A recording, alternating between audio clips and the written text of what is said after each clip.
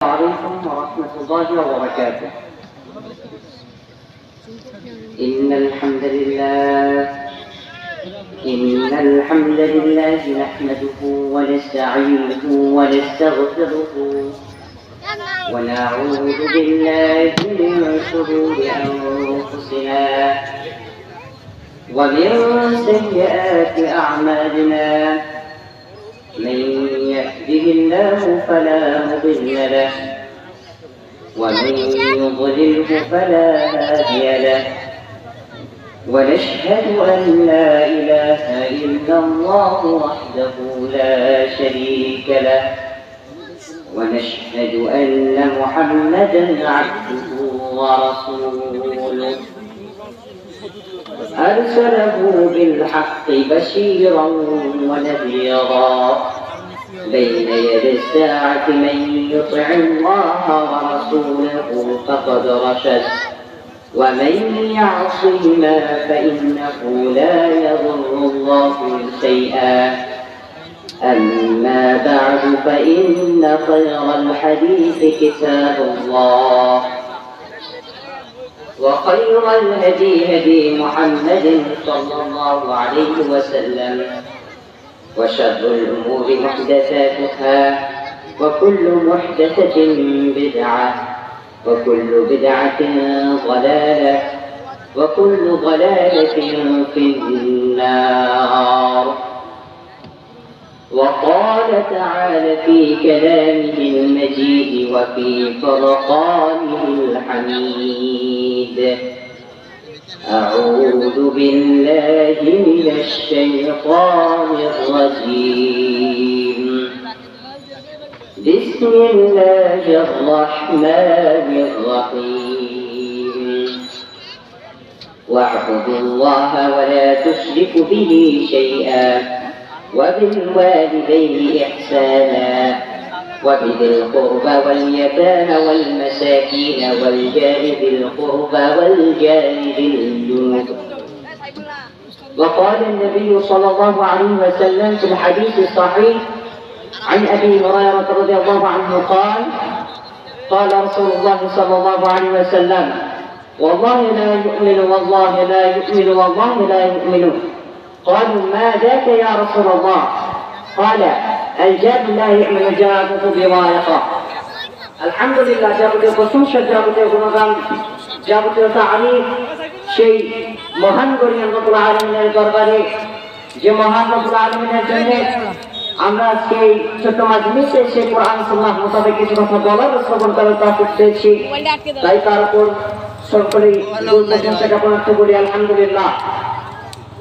তারপরে দরুদ ও সালাম বর্ষিত হোক শেষ নবী আখির নবী জনাব মুহাম্মদ রাসূলুল্লাহ সাল্লাল্লাহু আলাইহি ওয়াসাল্লামের প্রতি, যার মাত্রান্ত সাধনার ফলে আমরা আজকে পেয়েছি শান্তির ধর্ম ইসলাম। তাই তার উপর, তার পরিবারবর্গ, সকল সাহাবীগণের প্রতি একবার দরুদ পাঠ করি। সকলে বলে আল্লাহুম্মা সাল্লি আলাইহিম, আল্লাহুম্মা বারিক আলাইহিম। অতঃপর সম্মানিত উপস্থিতি, আজকে যে বিষয় সম্পর্কে আলোচনা করব সেটা হচ্ছে প্রতিবেশী। সম্মানিত উপস্থিতি, নিঃসন্দেহে একটি অত্যন্ত গুরুত্বপূর্ণ বিষয়। কেননা প্রতিবেশীর হক রয়েছে, প্রতিবেশীর গুরুত্ব অপরিসীম।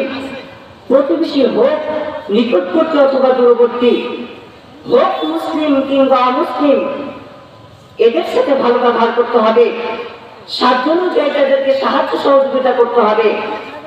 এবং রাসূল সাল্লাল্লাহু আলাইহি ওয়াসাল্লাম বলেছেন, জাহান্নামে যেসব ব্যক্তিরা প্রবেশ করবে তাদের অন্যতম এক শ্রেণীর ব্যক্তি হচ্ছে প্রতিবেশীকে কষ্ট দানকারী।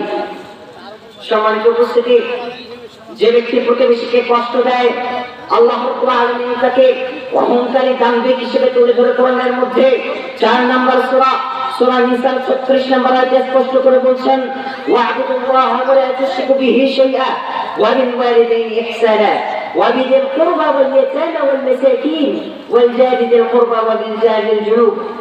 আল্লাহ রাব্বুল আলামিন কোরআনের মধ্যে বলছেন, তোমরা একমাত্র আল্লাহ রাব্বুল আলামিনের ইবাদত করবে, তার সাথে কাউকে শরীক স্থাপন করবে না, তার সাথে কাউকে অংশীদার স্থাপন করবে না।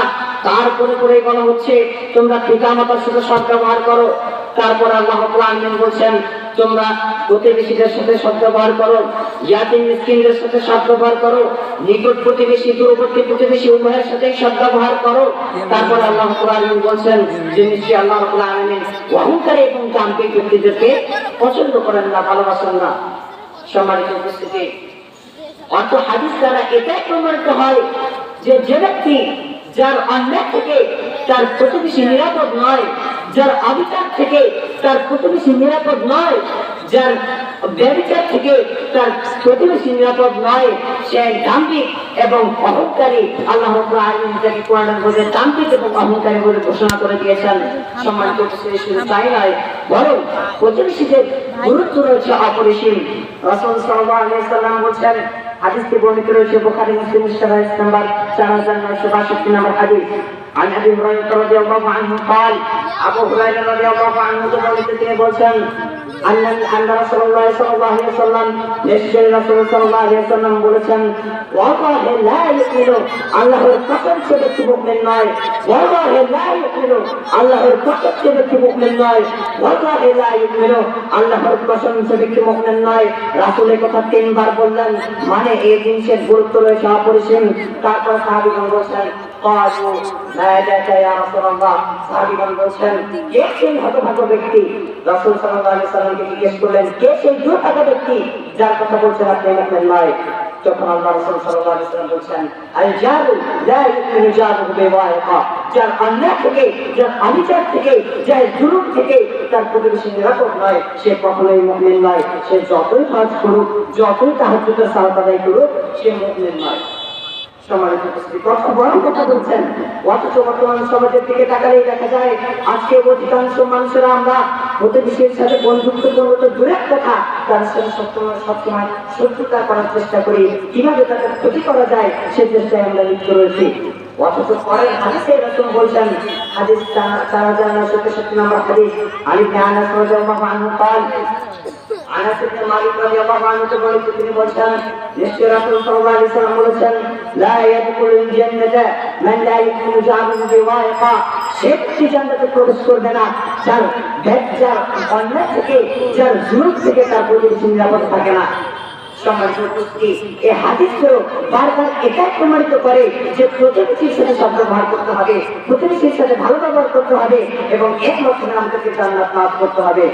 সম্মানিত উপস্থিতি, এমনকি অন্য হাদিসে এসেছে, তারপরে সিরিয়াল নম্বরে তারপরের হাদিসে এসেছে আয়েশা রাদিয়াল্লাহু আনহা তিনি বলেন রাসূল সাল্লাল্লাহু আলাইহি ওয়াসাল্লাম বলেছেন যে যেদিন আমাকে একদা অবিরত প্রতিবেশী সম্পর্কে আমাকে উপদেশ দিতেন যে হে মুহাম্মদ, তোমার প্রতিবেশীর দিকে লক্ষ্য করো, হে মুহাম্মদ তুমি প্রতিবেশীর সাথে সদ্ব্যবহার করো, হে মুহাম্মদ তুমি লক্ষ্য রেখো যেন তোমার মাধ্যমে তোমার প্রতিবেশী কোনো ক্ষতি না হয়, কোনো কষ্ট না হয়, কোনো দুঃখ যেন তোমার মাধ্যমে তোমার প্রতিবেশী না হয়।